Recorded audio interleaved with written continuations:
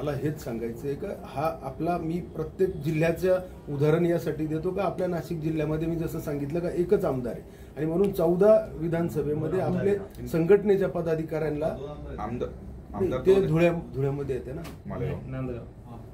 ते धुळ्यामध्ये लोकसभा मतदारसंघ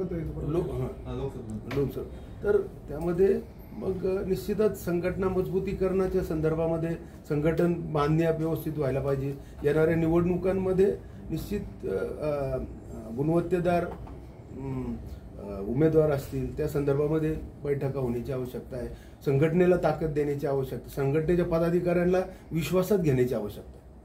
आपलं रोग असं म्हणायचं आपल्याला. मी एकट्या कुठल्याही एक मंत्र्यावरती बोललेलो नाही. आता ज्या त्या जिल्ह्याचा प्रश्न आहे, परंतु इथं सातत्यानं आपल्या स्थानिक पदाधिकाऱ्यांचं मत असतं का आपल्याला आज जसं कोणीच शिवसेना म्हणून आज आमदार एक आपले कांदे साहेब आहेत, परंतु इतर ठिकाणी इतर विधानसभेमध्ये उद्या निवडणूक आलेल्या आहे, उद्या दुसऱ्या पक्षाचे आमदार आहेत आणि म्हणून आपले देखील संघटना चांगली मजबूत झाली तर आपल्याला चांगल्या प्रकारे तिथं उमेदवार उभे करता येतील